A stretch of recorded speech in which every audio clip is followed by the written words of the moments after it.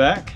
So as we are continuing our journey through Holy Week, yesterday we talked about Jesus going into the temple and cleansing the temple, and it talking about this is his Father's house, and his Father's house is a place of prayer for all nations, and it's become a den of thieves, and so he's overturning the tables and everything. Well, after they returned to Bethany, the next morning when we pick up in Matthew, it says that in the morning when he returned to the city, he was hungry, and seeing a fig tree on the side of the road, he went to it and found nothing but leaves. And he said, "May no fruit ever come from you again."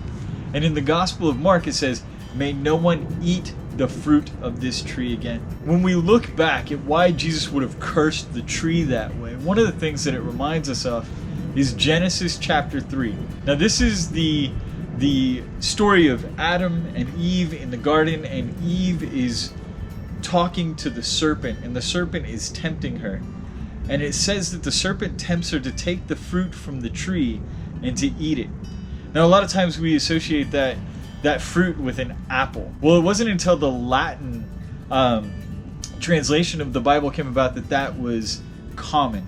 In fact, before that, it was always common to believe that the fig was the fruit that was eaten from that tree. And if you read in Genesis chapter 3, the leaves that they use to sew cloth together to cover themselves up once they realize that they're naked and they become ashamed is a fig tree. And so Jesus curses this tree and he says, "No one will eat of the fruit of this tree again." And so part of what's happening here is that not only is the fig tree a symbol for all of Israel, this is another chance that Jesus is taking to talk to his disciples and to start to undo all the wrong that has been done, to start to take away the sins that man has created, and to take those things and to turn them on their head. He's beginning to change everything. We saw yesterday that he's talking about he's foreshadowing the destruction of the temple that's going to happen. Now he's foreshadowing that the sin of Adam is going to become undone. And because of this, Jesus becomes the new Adam, the new example of goodness, the new example of that relationship with God that we all desire. And so the disciples see this, and it says that after they're coming out, they see the tree, and the tree is completely withered. It's gone. It's cursed. And as they look at that, and they see that the entire tree is destroyed, Jesus says to them, "Well, how is it possible that the fig tree has withered all at once?" The disciples ask, the apostles ask. And Jesus says, "Truly I tell you, if you have faith and do not doubt, not only will you do what has been done to the fig tree, but even if you say to a mountain, 'Be lifted up and thrown into the sea,' it will be done. Whatever you ask in prayer with faith, you will receive." A lot of times in our lives and in the lives of the apostles, there's doubt that enters into our hearts.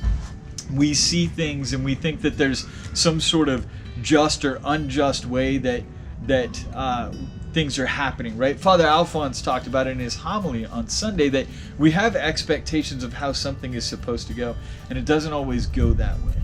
And so Jesus uses not only the example to foreshadow the destruction of sin with the fig tree, but he's also using it as an opportunity to share with the apostles, never lose hope, continue to pray.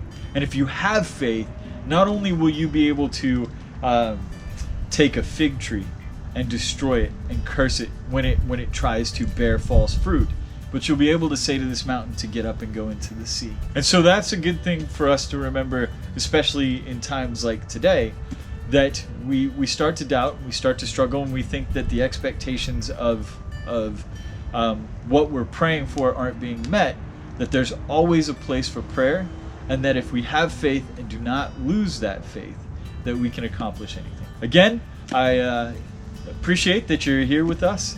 We're going to continue the series again tomorrow as we look forward through the week. Tomorrow is Spy Wednesday, and if you've never heard that term, it's a term that actually I had never heard before, but it's very fitting for what's going to happen tomorrow with Judas Iscariot. And so we hope you join us again. Again, please remember that all of us here at All Saints are praying for you, and we hope that you continue to pray for us. God bless.